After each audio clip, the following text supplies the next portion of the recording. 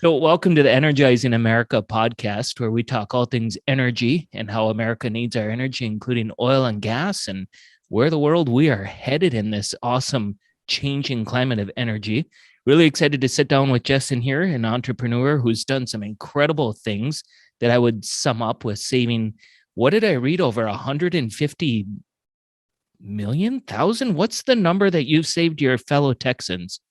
Well, it's kind of hard to put a specific dollar number on it as every day goes by. We always wanted to have one of those like debt clocks that, we could kind of run up on a day-to-day basis. But, our goal is, we've been saving, most of our customers over time have saved, somewhere between $500 a year to several thousand. We've had some customers who saved like $20,000 in a year, which means that they consume way too much energy. But we think of the impact of what we've been able to do in the marketplace since we got started. It's well over $100 million of optimization that's occurred there, and that's important to us because that's our main mission point, is to try to be as economizing as we possibly can. The competitive markets are they're a huge thing for consumers here in Texas that can participate, and we kind of realized that we were one of the important cogs in making sure we unlock that value for people. So, and it's not very different than what we're seeing across the rest of the country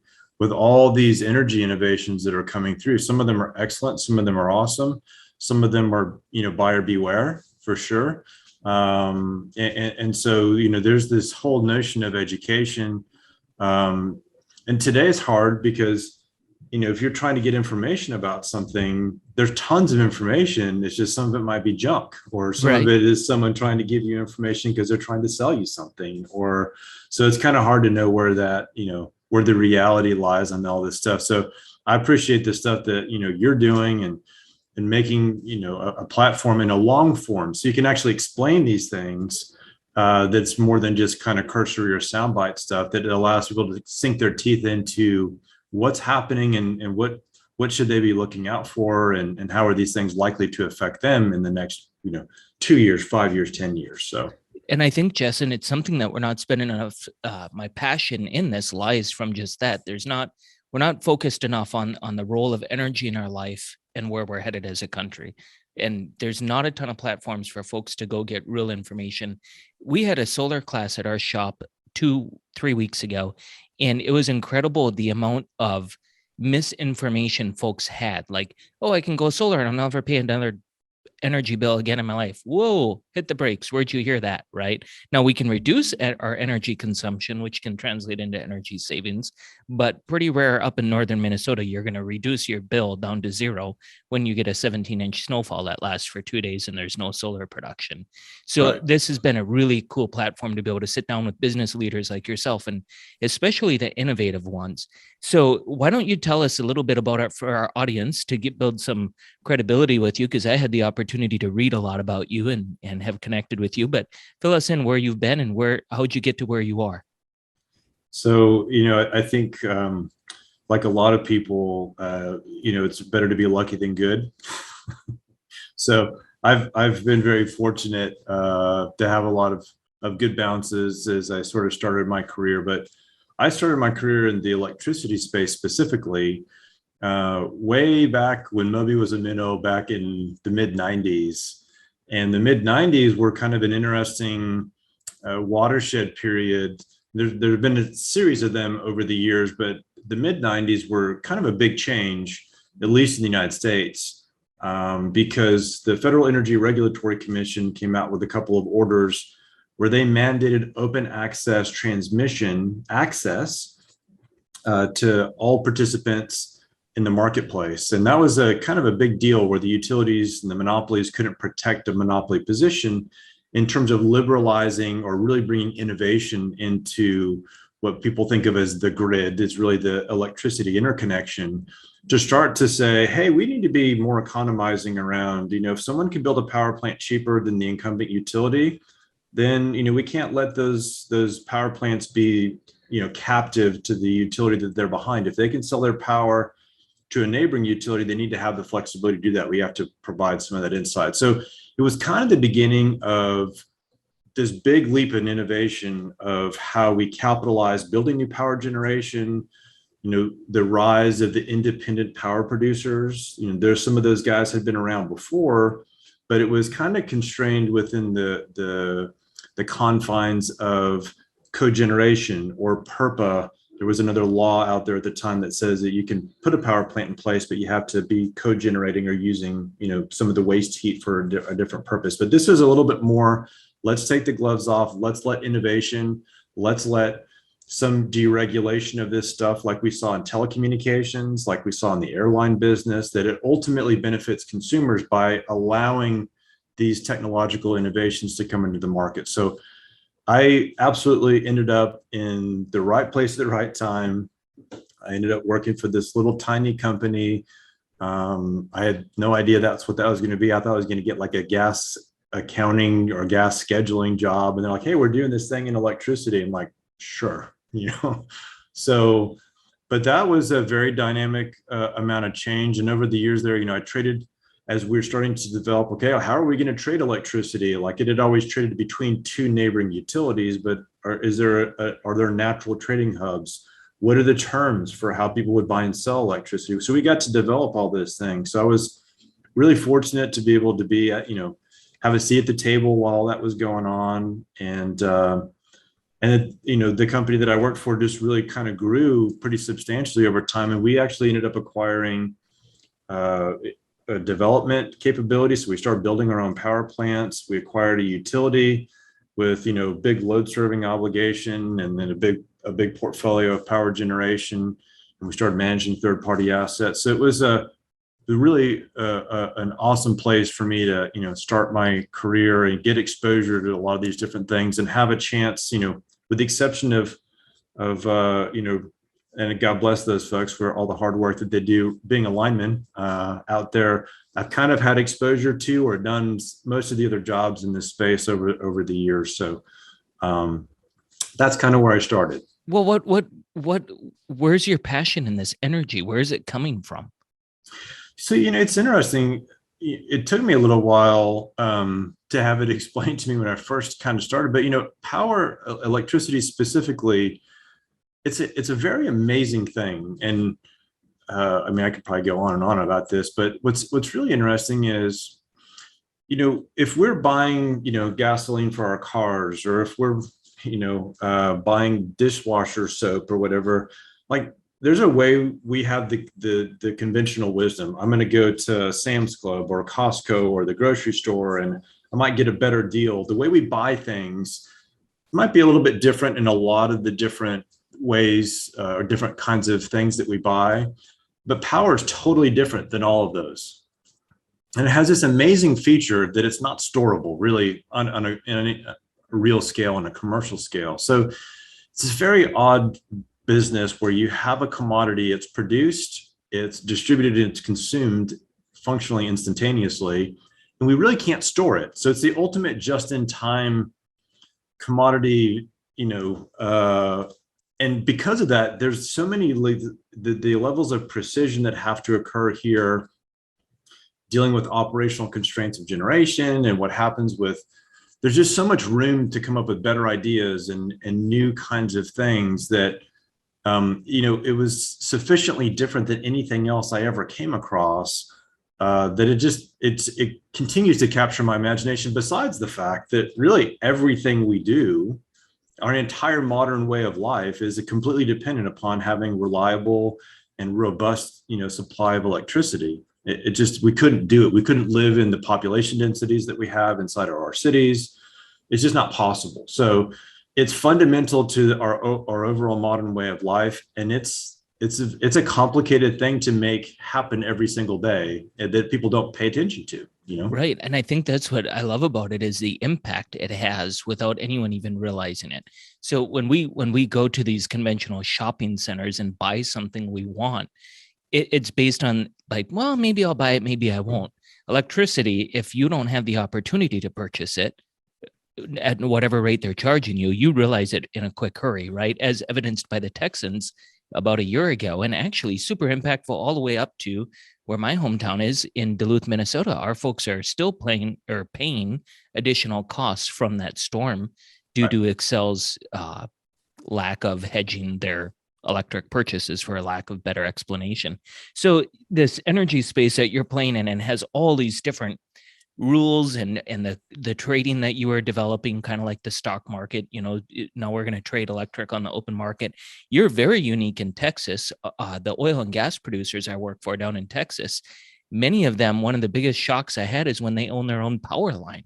Over here in Minnesota and in North Dakota, it doesn't work that way. The utility, whether it's a co-op or whether it's a state utility or a private utility, they're the ones who are owning the line, and you have to, depending on where your service is, you got one option for your power. Texas, totally different. Right. So generally speaking, what happened when we functionally unbundled, when we said, hey, we've gone through, we've done all these machinations in the wholesale market, to make sure we have new power plants and the terms and conditions. But we want to open this up at the retail level. We want to be able to give, consumer choice and bring competition into this space, and which makes perfect sense. It's not like, do I want Pepsi or do I want Coke? Or, whatever there is a difference between what Pepsi is and Coke. They're different, right? They're the same category, but their power is kind of like pure water. It's exactly the same no matter who's providing it. It's literally the most, it's the truest fungible commodity that there probably exists, right? So the way it was done here is they split the vertically integrated utilities into three pieces. So they split one piece off, which was the power plant co, the generation company. And then they split the other pieces off, that was the wires company. It was the transmission providers and then the distribution providers. Usually they're the same entity. And then you had the marketing companies, the ones that owned the end users. They were the ones that were contracted to supply commodity. And it was split that way. So all the big players, and some of the municipal utilities here were not forced to open. So like Austin and San Antonio, they're still vertically integrated, but they're municipal utilities. So they weren't caught up in all this. And we have cooperatives and other public power entities in the state that are not in there today. But we have some of those guys that are like, hey, we might want to opt in to do it.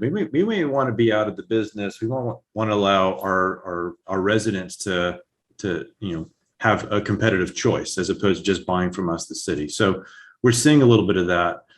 And so as time has gone on, we see this, if you're think about in some of these other markets that you're not familiar with competition, you see it today with like cell phone carriers. You might have a T-Mobile commercial and then AT&T wireless and then Cricket. And so that we have the same kind of thing here amongst different providers that are competing for end users in that space. But generally speaking, they're confined to their lanes. Some of these companies have bought back that there's a common ownership, but they really have to operate them. At least the wires business has to be operated separately from the power generation business, and then the end user, the marketing company business. So these marketing company businesses come into play in Texas, and our fellow Texans can have, in theory, consumer choice, and they can select whichever company they feel is going to provide them the best opportunity to get their power. When they're making that decision, are most of them making it just based on the final price because it's such a raw commodity that I don't care where I get it? There's not a service with it. I just want, when I turn my light on, I want the power to come on. Or are they worried about where the power is actually getting generated? Well, I think you have folks that have all different kinds of concerns, and that's one of the reasons that we built Energy Ogre, was to get all these offers. We have, I think, over 140 different providers that are certified to sell at retail. Now, of those, maybe 30 or 40 of them are actually active at the residential level. But there could be at any given time 500, 1,000 different rate plan offers or options in each of the different regions. So there's a lot of, you can get analysis paralysis by having too many. And, it's like everything else. There might be a gimmick here where sign up with us, we'll give you a Nest thermostat. Of course, they don't tell you that you're paying for the Nest thermostat 5 times over with the price that they're charging. Some of these were time of use. Hey, free nights and weekends. Remember when cell phones first came out? People was like, I got to wait till 7:01 to call my buddies or whatever because I get it for free. Or maybe that's dating me, is how old I am. No, I remember that for sure.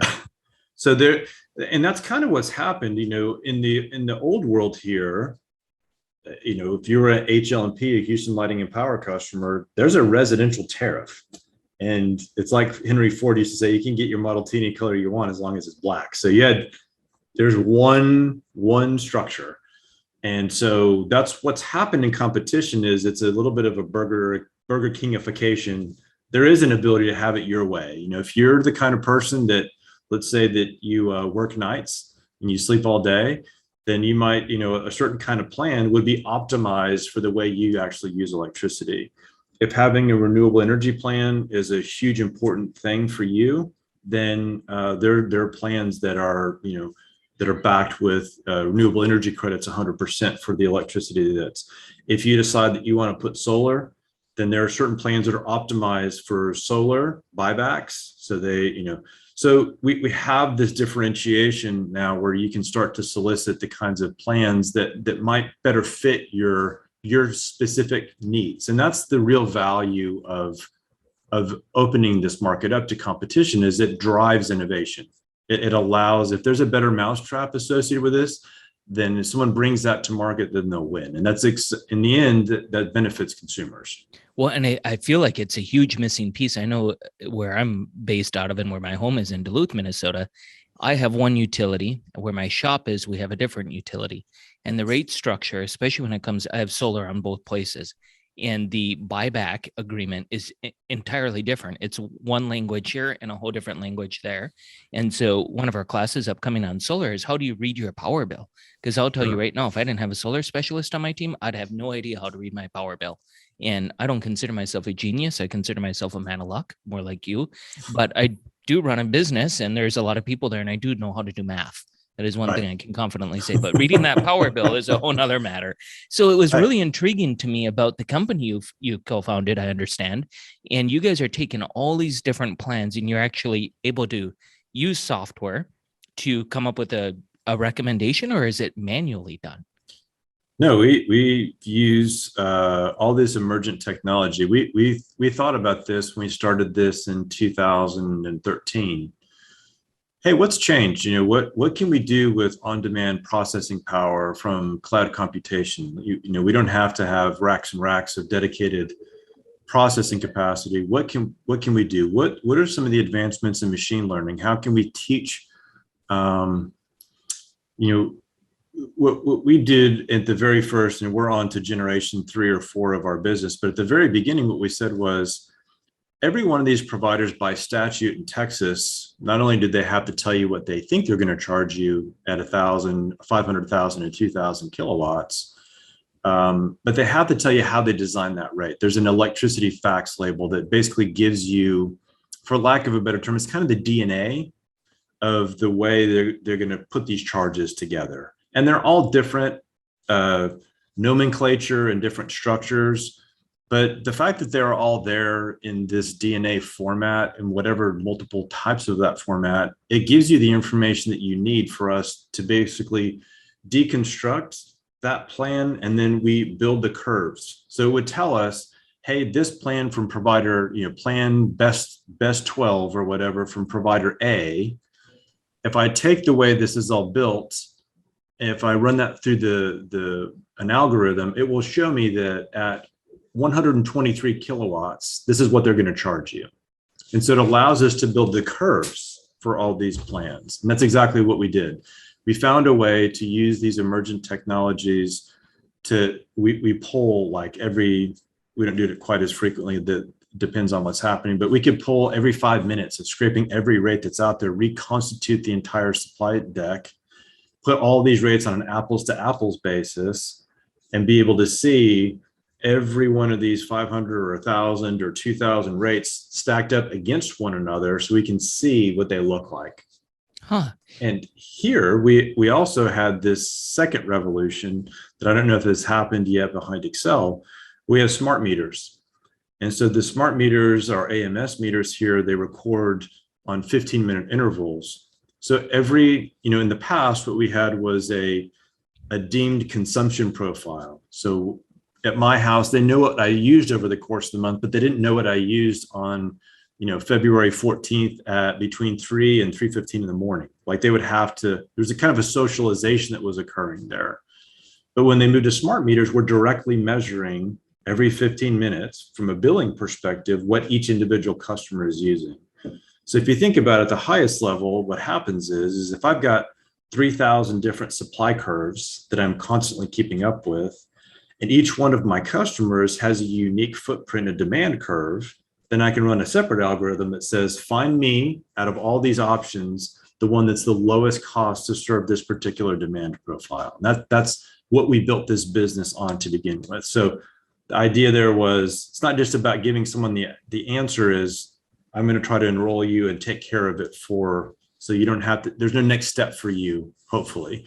Usually it's one where you turn the keys over to me, we take care of it like it's our house, and we're doing the math and all the other things behind the scenes. Okay, so you're actually you're taking that recommendation, and that's where you're actually, quote unquote, providing the most value, is by taking care of that problem for the consumer, because it probably changes all the time. Right. It just make it happen. And maybe it might be better off for someone to be in a series of 3-month, contracts, or 6-month contracts, or 12-month contracts. But again, the way they structure this in Texas is it's very powerful. It's very consumer focused. And so you're not stuck in a contract. You can always get out of a contract. You might pay a penalty, but that's a math question. Again, are you better off to pay this penalty and find this other rate? And so that's a set of analytics that we do on a continuous basis as well. So the idea here is to get the value out of the competitive landscape for the customer while they do the least amount of work possible. It's fascinating. And this is what I love about Texas. Every time I fly through there, everything is bigger in Texas. Even the ideas are bigger. So I was going to ask you about contracts, because when I was reading about it, that's the one thing that kept popping in my head. And I'm such an anti-contract person. I'm thinking, oh boy, it sounds great today, but algorithm changes tomorrow. Now I'm stuck in a contract. What do we do? And it was funny, as I was working this conversation out with my solar specialist, actually, I told him, here's the hilarious part. Every one of us in Minnesota and North Dakota has got a contract with our local utility company to charge us whatever they see fit. And currently here in Minnesota, both of the major service providers one went for an 18% rate increase. The other one went for a 12%. And this is on residential homeowners, right? Folks who are already kind of strapped, trying to figure out, and folks in northern Minnesota and North Dakota, it's not a warm place to be, right? So when we are high users of energy, and most of us have tried to find solutions outside of the traditional electric means, but there's this huge movement coming. And it's already started. I attended a conference last fall about all of these different federal agencies. Texas has got their own unique situation. They're not part of MISO and all the other, agencies mandated by the federal government, but just the amount of electrification and infrastructure that is needed as we go forward is huge. In a small scale, we can take care of that in our own homes by possibly doing solar and possibly burning wood, which many people do. Those types of things can help. But what are your thoughts, or what are you hearing from your utility companies? What's coming down the pipe in the renewable space to help us out? So it's also interesting, obviously I live here, and you've got viewers and listeners from all over the country and probably all over the world. So not to sort of beat on what's going on in Texas, but in Texas, because of the unique situation here, because of being out in front, it's in many ways, it's a little bit of a test case for maybe how things will go elsewhere. So because we had these open markets, and because we made it pretty easy for people to come build power plants, we liberalized the ability for people to come build. We're a humongous producer of wind electricity today. I think Texas itself is the 5th largest producer of wind in the world. And the United States is right in front of us, but we're in that value, right? So it's, given our size, it's just huge, right? So China, India, I think Germany, and they're maybe one of their countries produces more than we do. So we've been that's been the case for us for a very long time. So we've been having to learn how to deal with a very large fraction of our power generation infrastructure coming from renewables. I don't think that there's any other part of the country, if you were separately metering California's rooftop solar, which is not, it's happening behind the meter, but it may be close to what we deal with. But now and wind here is way more unpredictable than solar is in California. And so there's a high degree of variability, so it makes it a challenge. But in the middle of all that, we've made it easy for folks to do so. Now we have this kind of second revolution that's occurring again with addition of grid scale solar. So already, on a day-to-day basis, today's overcast, as you see here, as I look at it today, we're generating,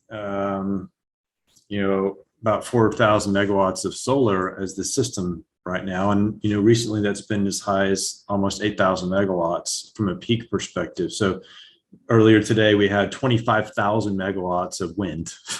Wow. So out of our system peak this morning, as we expected to see it, we're moving towards, mid 50,000 megawatts, and we had, 20,000, almost half of our actual output was coming off of renewables. And that's very consistent for what we deal with in this new world here. And in addition to that, it looks as though, we'll see if this all gets built, but there's another 10 to 15,000 megawatts of solar projects that actually have signed interconnection agreements with the state grid operator that are saying that they will be online in the next 18 months. That's awesome. Where's all the grid action happening for solar in Texas? Is it in a certain community or all over the state? It's a little bit more all over the state, but what we're seeing is, there are a lot of places for the same reasons. We saw a lot in West Texas for our wind because of wide open spaces, and it's not competing for other use with the land, maybe other than grazing or things of that nature. We're getting a lot of our solar projects in those areas. It obviously would be better to locate those closer to loads than to have them be very, very far away. But we also built, in terms of, you had alluded to this very early on, of kind of private projects to build power transmission. So it's difficult to do that for your own use, but there was an opportunity, kind of like toll roads. People can build toll roads, and the same was done here in Texas. They set up what they called a CREZ, as a competitive renewable energy zone. So they built transmission capacity. It was a competitive process, and it gets recovered in rates. But they built transmission capacity to debottleneck all that wind and now solar from these other far-flung parts of the state to get it all the way into the load centers here in the Dallas Metroplex, Dallas-Fort Worth Metroplex, or into the Houston area, or Austin, San Antonio. So there's a large proportion of what we're dealing with here. So it brings its own. It's awesome to see the innovation happening. It brings its own set of challenges when we're trying to maintain reliability at the same time. So there's definitely an inherent give and take associated with that. It's huge. I never realized the impact of that until I sat in a conference last fall, and they talked about all the infrastructure that's needed, not just in the transmission lines, but also the distribution lines. When you're actually, all of a sudden now, Susie, homeowner, you're actually buying her power rather than supplying her power, and all the upgrades that have to happen behind the scenes. Our utility companies and our country, frankly, as we undergo an energy revolution, we got some huge decisions and huge investments to make. I want to ask you, because you said you aged yourself. I'm not trying to age you. You said it. What in the world in early 90s, mid 90s, as you're entering the energy space, how much of it remind in your head what was talked about renewables at that time? Was there any talk of it? I don't think that, solar was out there. It was very expensive. There was an idea that there just really weren't commercially viable technologies. Like, there were definitely wind projects, but they're heavily subsidized. There were a lot of wind in California that they were one of the first movers. If you ever drove to from LA to Palm Springs or something like that, there were a lot of wind farms that were out there, the first generation of those. And there were very special kind of subsidization that occurred to allow that to happen.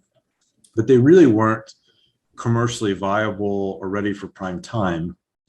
And, it was interesting when the market was in the middle of changing. It was kind of in the go-go 90s. It was in the middle of the dot-com revolution. I mean, my wife would kill me if, because she worked at the same company that I did. I have to remind my children, when I started working at the company that we worked at, we didn't have internet access. Like, it was dial-up. This is in the mid 90s, right? So we had email and exchange and all that stuff, but accessing, the web and web-based stuff, that just didn't exist. And so that whole revolution of, all that infrastructure and data warehousing and all that was to come, that had all those loads were exploding. The demand was increasing at a huge rate in the 90s. And so although folks I think were definitely interested in renewables, it was really, how are we going to keep up with this demand increase? Because there'd been a long period of time where there'd been very little investment in infrastructure made by many of the utilities, because they knew some form of federal dereg was happening and they just didn't want to get caught on the wrong side of it. So we had this kind of a squeeze that was going on, a lack of investment and this huge demand increase. So renewables were in the back of everybody's mind, but they weren't really ready for prime time. And I guess the reason why I ask that is because really, let's go back, it's 2021. Let's go back to the mid 90s. What is that?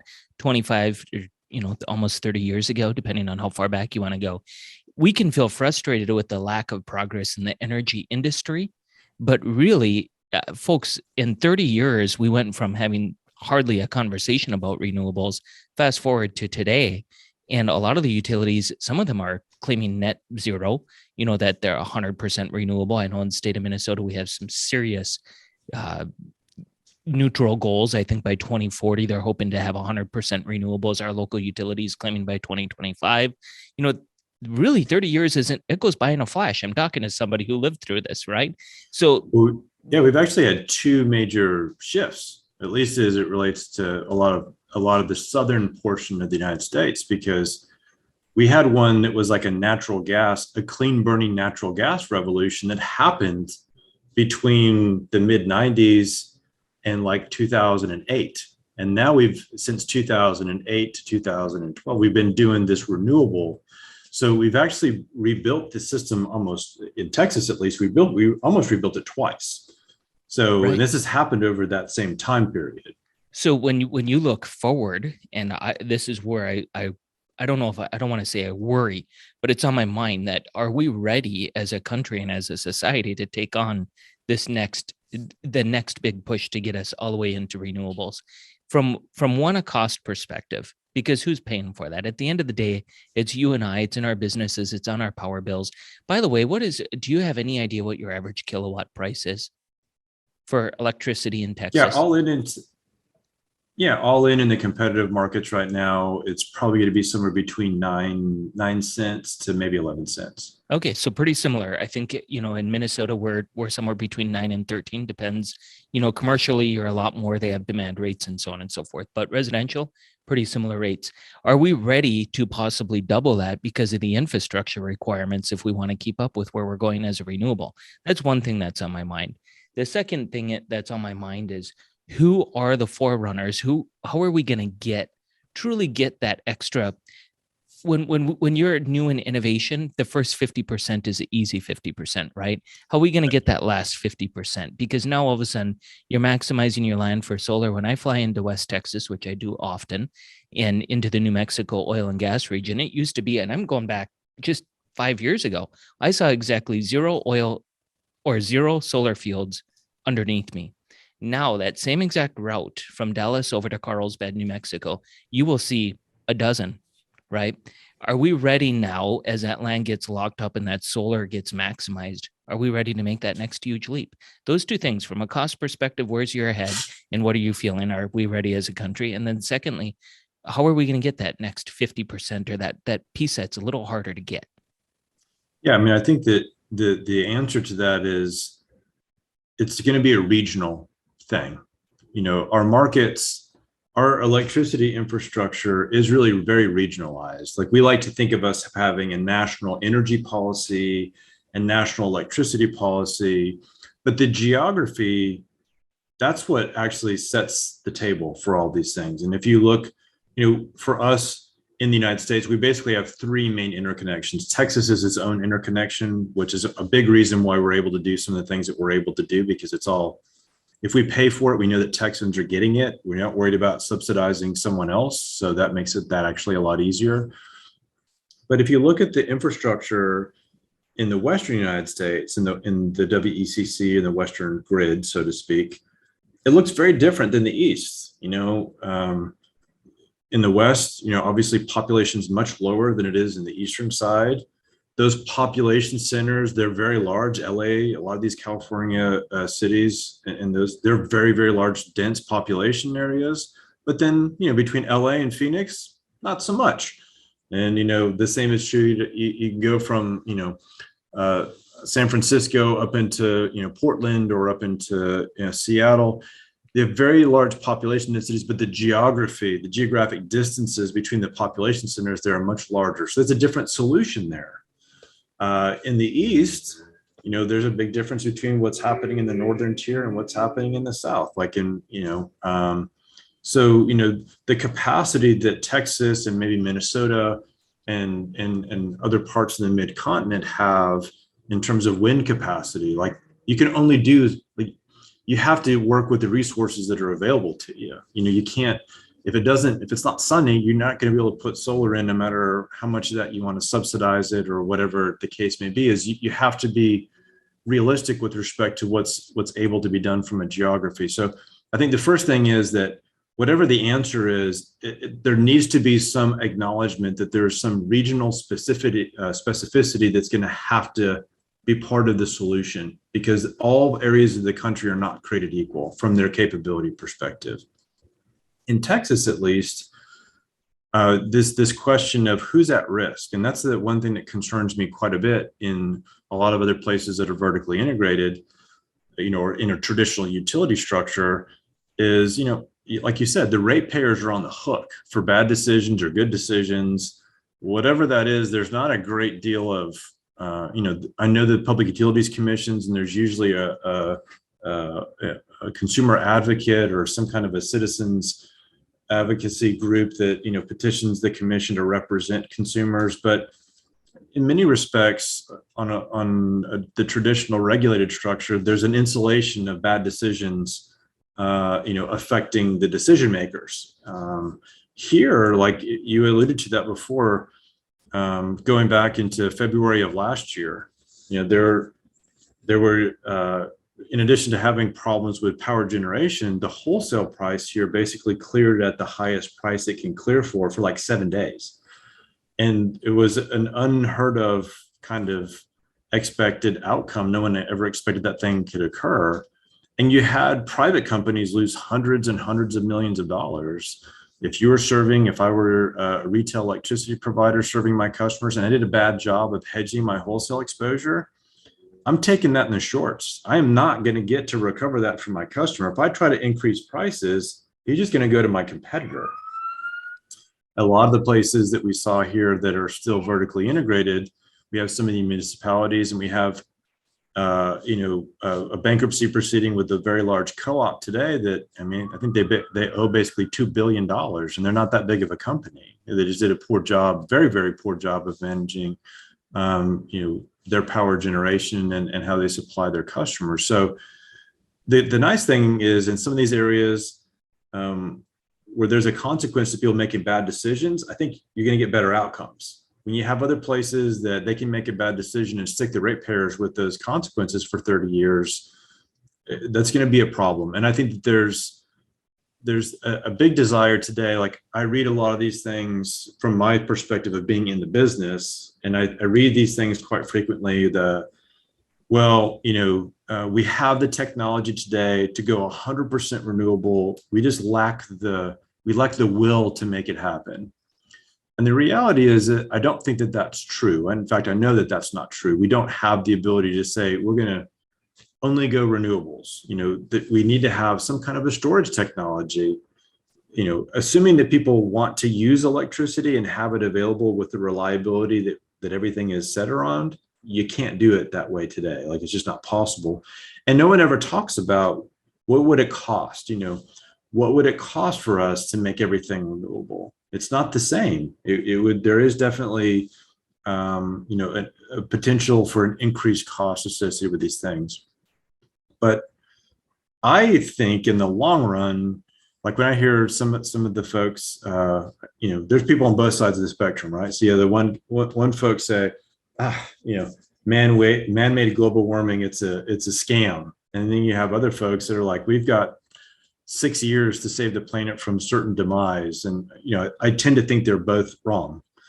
But, if I look at it, what I think will happen is, kind of like you had pointed out before, solar, when I got involved with this 25 years ago, the variable cost of a cell of solar panel was prohibitively expensive. And as we've had increases in, economies of scale, and we've had increases in material sciences, and we've had, technological innovation that's made its way. I mean, if you look at one of the graphs of what the installed cost per, watt is, I mean, we've probably dropped 95% in 20 years or something less. And the same is true in wind. We look at what it costs from a wind perspective to put these and how much they produce versus their cost. And so we have these technological innovations and we have these advances in material sciences that I think that's what's going to lend these things eventually to win anyway, right? So I think these renewable technologies will win in the long run. I think they will too. And when I think about the cost, I think, well, we haven't fully quantified what that's going to be, and maybe it's just too difficult. It's just unknown. But I tell folks, the one thing I feel like I can confidently say is they're going up, right? Because it's emerging technology, which usually equates to cost, right? Like solar. I read a statistic that you can get solar today for 10% of the cost what you got it 10 years ago. I haven't done the research to back that up, but I got to believe it is true. To the point where I'm going to have an 8-year payback for doing solar on my house. To me, that's a pretty good deal because that's using today's rates, and I know rates are going up, right? The second thing I think about how we're going to get the last 50% of renewables to get over the finish line is we got to figure out energy storage. You alluded to this, that electricity is really the only commodity that is produced and consumed all in a matter of a second. Like as it's produced, it's consumed, right? We can pull oil out of the ground, we can store it, we can pull gas out, we can do things to store it. Coal, iron ore, all of that. We can leave it in the ground or pull it out as much as we need to. It's going to be interesting do you see anybody in that space investing in that technology in storage? Are you guys involved in that at all? Oh, for sure. And so that's, I think, the most exciting part because you're 100% right. That is the piece that will unlock the real commercial viability of renewables displacing traditional power generation, for better or for worse, right? So it may very well be that we don't have enough renewable capacity, particularly as demand increases. Like there's only so many photons per square meter that you can collect, and there's only so much wind. And it may very well be that you still can't get there, which is why nuclear probably has to be part of the equation in some way, shape, or form in the long run. But you're right. It is about storage technologies. Now, whether those be battery technologies, there are other kinds of technologies that have existed for a long time. Compressed air energy storage. There's some commercially viable projects that there's stuff in commercial operation here in the United States, a lot in other parts of the world as well. But the advancements that I see just in battery types of technologies, it's amazing. I do think that that's going to be the key component to really unlocking a lot of these things. I was reading this thing. There was a professor at MIT is working on some molten cell batteries. He's using, I think, calcium and some salts as, one is the anode cathode, and you keep them molten, and you can basically take those metals out of the ground basically wherever you are, right? So today, I think a lot of the commercial solutions are focused on lithium ion. To me, that doesn't make a lot of sense for grid scale storage, notwithstanding the fact that it's expensive, but lithium ion seems to make sense to me in terms of energy density to weight, which makes them perfect for transportation perhaps, but in a stationary where weight is no object, they may not have the right kind of performance characteristics that you want to see. So I think that that's absolutely right. We're waiting for these technologies, these emerging technologies, and we're waiting for the material science, I think, to catch up. Yeah, it seems like that's a missing piece. We figured out how to generate the power. We just haven't figured out how to store the power for use in the future. And I think that brings me to one of the other questions for you. As you're an entrepreneur, you've been down, and I know you worked at one of the companies that folded due to some bad auditing and accounting records, if I remember. Oh, I never worked for those guys. You never worked for them. What happened? I didn't work for Enron. Yeah, you saw Enron go down, and that gave you some motivation to get this rolling. Yeah, I worked for a company that was a competitor to them. Okay. And so they that was a kind of an interesting time, because when they went under, a lot of the other energy merchant companies were providing these services to other power plant owners, and then they all like said, we can't do this anymore. So that's, that was a huge opportunity to get in there and say, well, we can do that. So yeah, But that's where I started. so this whole entrepreneurial spirit, why does it have a place in the energy world? I mean, I know if you're an inventor and you want to figure out battery storage or storage, I shouldn't put the word battery in front of it. If you want to figure out storage, obviously this is a great spot. But what else in the energy world? Why is it such a good spot for entrepreneurs? Well, if you look at, maybe secondary to spend that we have on healthcare, the total quantity of spend from a GDP perspective on energy, it's a huge spend. And much like healthcare and some of the other things, energy doesn't go out of style. There can be recessions and there can be other kinds of things, but there's such a large amount of spend, and it's so important to, the functioning of society, that, it's one of those industries that will always have a spot at the table, I think. So when you're talking about an industry that has such a large amount of spend, inevitably innovation, usually what that means, you find a cheaper, better, faster way, or you found some way to bring in applied technology or some innovation that cuts costs, that minimizes expense, or provides something new that didn't exist before for the same amount of cost.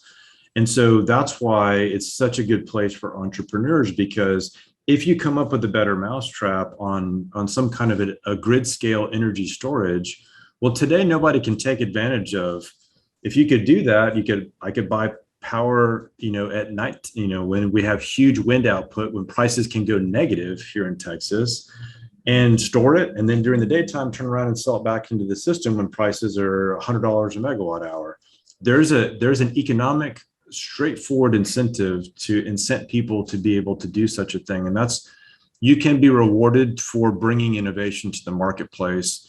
And that's not just in energy storage, that's in the things that we do, that's in, maybe designing, better appliances, better motors, all those things. There's a way to save cost, or a way to do it, cheaper, better, faster, smarter, whatever that is, and to be able to be rewarded financially for bringing that innovation to bear. And that's why I think this is still, whether it's in traditional power, whether it's in the natural gas production business, whether it's in, enhanced oil recovery, whatever that looks like, there's room for you to be rewarded for bringing an innovation that makes that happen easier. It's very objective in energy. It really is, and it's not going away, right? We have an administration currently, and we have a society that looks to be the wave of the future, that we want new technologies to do this in a better way. And at the same time, we still have a huge population of the world who lacks the very basics of electricity or any kind of energy, right? So there's, no matter what your passion is, it feels like you can fulfill it within the energy space. The You're power right. production, the selling, the marketing, all of it. And you can take it anywhere in the world too, to your point. That's you can work on better solutions that are here. You also can bring solutions to another part of the world, or work with other people in other parts of the world to bring a solution that doesn't exist. That seems crazy, because we take it as a basic right here. But folks, these basic rights we have when we wake up in the morning and flip a switch, they don't have that in some parts of the world still. Right. As it sits today. So when you decided to sit down with your co-founders and you founded this company, what was your single biggest objective you were hoping to overcome? Or like, what was the one thing you were trying to solve? Well, it was just what, I had said before. No one had ever actually aligned themselves 100% on the side of the consumer. And there was such a, because there's too much information, and because folks may not, be kind of hard to follow the magic as it's occurring when someone's kind of baffling you with BS. The consumers were not getting the value out of this that they should. And so we realized that there was a margin that we could make. It's a very small margin. And, our goal here is to keep our customers for 20 years by, making a very small margin over a long time by providing a superior service. But we were solving this problem that had to do with we didn't want a consumer to be bringing a knife to a gunfight. And so we know how the wholesale markets work. We've owned retail electricity providers. We can basically use our knowledge, put it to work on behalf of the end consumer here to start to have some better outcomes in the marketplace. So how many customers do you think you've helped so far? We've had about 250,000 Texans Okay. since we've started. Yeah, some, majority of which we have those guys still. Some folks have moved to other places. We can't serve them, but it's a pretty big proportion. Absolutely. And I think I read somewhere that you can save sometimes up to 40% on their power bill by doing this analysis. Is there a reason why somebody like why is not everybody in Texas using a service like you? Is it just a lack of knowledge that a service like yours exists? I think that's it. I mean, I think that's a big part of it is, when you think about like maybe when Uber first was not that we're Uber, but because we're a different thing. But there was at some point someone said, when that was out there and folks were doing that, like I can take a cab or I can take an Uber. What's the value in an Uber versus a cab? And then eventually gets to a critical mass where enough people do that, where they're like, oh well, I guess I don't really care who's supplying my electricity. I just want that to be I just want to be in the most competitive section of the market. And so there's this mindset that needs to flip over for folks here that, you're just, anytime you're introducing something that's relatively new that doesn't have widespread adoption. But I do think that if you look at other markets in other parts of the world, like, the UK market looks a lot more like the Texas market than most of the parts of the United States. And that market's almost completely disintermediated. Providing electricity, no one's like, hey, I've got, such and such provider. I'm a loyal customer. No, like it's completely commoditized, which is exactly the way it should be. Like as a consumer, why do you care for completely fungible product? It makes no difference who your provider of record is, right? It's the same exact electricity. So why would you pay a premium to somebody? But that mindset has not kind of made its way into, just because we haven't had enough penetration of folks that realize that this is something that can be done. Well, and I didn't realize it could be done. And I sit at the table with some industrial clients in West Texas that are begging me to, you said bless the linemen's hearts before. I've been in that business. I played in that space a little bit. It's not a space I can win in. And I know when to cut my losses and run. And I have great respect for those folks who can build that infrastructure. But do you have any industrial and commercial clients that are also following the same thing, or are they mandated? Oh, we do. Okay. We do. Awesome. So oftentimes what will happen is we'll help somebody with their house and they're like, hey, I got a business. Can you help me with the business too? So the answer is that in Texas, since the very beginning, as you would think, commercial customers were way more sophisticated. So they're like, well, wait a second. I don't have to buy from the old guys. I can go to somebody else and I'm going to save money. Yeah, I'm saving money. And so there's a long tradition and a long history here associated with commercial and industrial customers bringing a third party in to help them do these things. It just, for residential, it had never been done this way before to this scale. So we're trying to bring the same kind of value that businesses have been able to get here since the time the market opened and bring that down to the residential level. We do both. Well, and it seems like a win-win for both, right? Like the hard thing about getting a residential folk to adopt to a new technology or to a new system oftentimes is a cost barrier. But if they're actually saving money by having your service, it seems like a win-win for everybody. So as you're looking forward, how do you guys have a plan where you're going with this? As until every Texan is got free access to the market and is making an informed decision, or what's your? Yeah, we'd love that. So, obviously stuff like this, I love doing, just education and trying to bring our perspective, be part of the conversation. And, it may be relevant to some folks and not for others, but, I want to increase the overall level of, competency that people have and comfort and confidence in speaking about energy and energy policy, because it's important for all of us and the directions that we're on. But for us, the next generation of this for us has been, we are working on demand management and demand response solutions that are integrated in with the way you're purchasing electricity. So today we already can bargain somebody's demand shape for different pricing structures. So certain kinds of demand shapes and certain time of day use is easier and less costly for a provider to serve that particular shape. And so today we can help a customer get value or get a discount for their unique profile, their consumption. And it's a natural fit for us to start to say, well, how can we start to use tools behind the meter to modify when you're using electricity to enhance that, to maximize the amount of value that can come back to you. So that's one of the things that we've seen. Again, I've been in this space for a long time. And all the demand response and demand management things, they don't work because they're not really commercial solution. They're not commercially viable solutions. They're to this point, they've been, hey, let's give a customer a $25 annual subsidy, and then they'll give us the right to shut off their their HVAC system. Well, that cost to value doesn't comport. It's not a real commercial solution. It's not a dollars and cents based decision. So bringing that price elasticity of demand and bringing some of those demand behaviors that we've never been able to push through in this business before, bringing some of those to the forefront will make it easier for us to add more renewable. If we can increase or decrease some of these,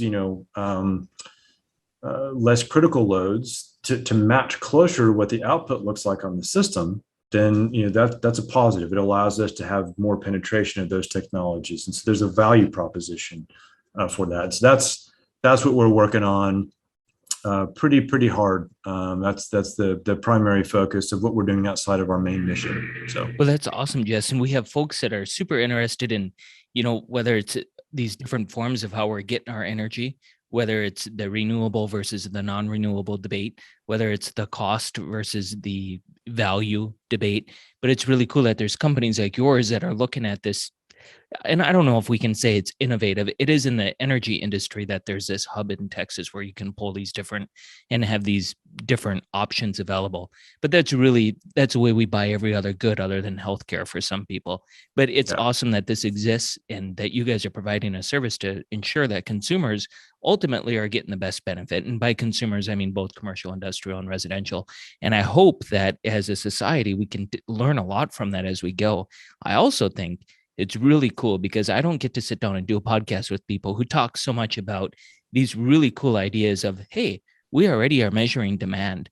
These people already know what their supply is. How about we put them together and come up with a solution that works for parties?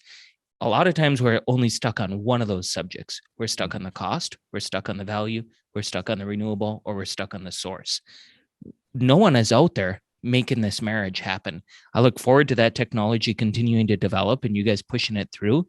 And I think you guys, especially you, the progress you've made and been in the energy space, I want to say thank you because the American people need folks like you and your company out there doing exactly this. We need innovation in this space. So keep up the good work. And I look forward to talking to you again.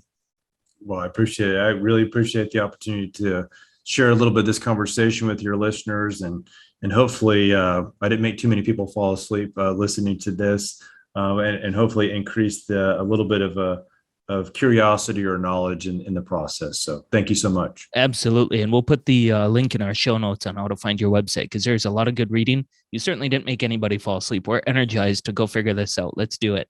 Take care. Thank you, Shane.